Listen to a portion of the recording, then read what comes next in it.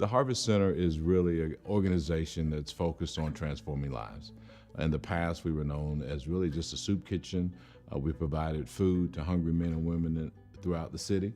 And over the years, we've really become intentional about really helping people move from these dependent lifestyles where they need somebody else to provide for them to where they can become more independent. We like to call it interdependent, where they work with us, we work with them. So we're about transforming lives at the Harvest Center. We believe that the root cause of the calamity we see in people's lives is broken relationship.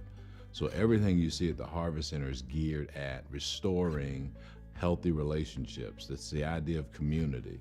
When people experience community, they find the courage to want to change. And we think that the church really is God's instrument for that type of community. I would say to the family and the members at Met Community Church, don't discount prayer. As you come to serve here at the Harvest Center, don't discount the power of prayer. I'm amazed. I look back over the past 5 years and I see some of the things that God has done through and with the Harvest Center, and I know it's only because people have prayed.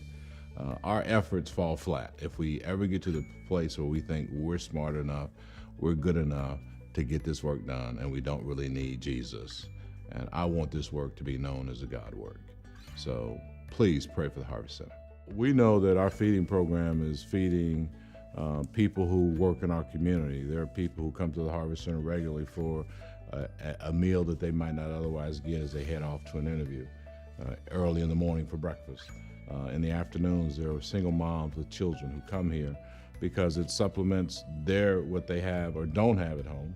And especially during the summer months, we see a lot of children, single moms with kids who come to us because we provide a very crucial meal to those children and those mothers. So the volunteers who come initially, people always find that working in the kitchen is a great starting point. So working in the kitchen, Miss Isabella may have you cutting potatoes, she may have you washing dishes. It's everything it takes to run a kitchen operation, and we need help there. We only have 2 staff members in the kitchen, and we're feeding hundreds of people. And then you could go from there to working in the computer lab, and there are men and women who come here 3 or 4 days a week sometimes. They're looking for a job, they're looking for a place to live, and they don't have a very high skill level on the computer. They need somebody to show them which button do I hit to send this resume, or so they, being a kind of a tutor in the lab is a great way to serve here at the Harvest Center. There'll be men and women who want to print something. So just the basics of sitting beside somebody. I mean, think about the world we live in that's highly technological. The folks we serve don't always have a high IQ for those things, but they need to have that. So computer labs are a great place to serve and helping out there. And in that, we also get to reach into their lives spiritually and emotionally. So the impact is not just physical, it's also spiritual. It's also deeply emotional. It's the people in need seeing a community that really cares about them and their well-being.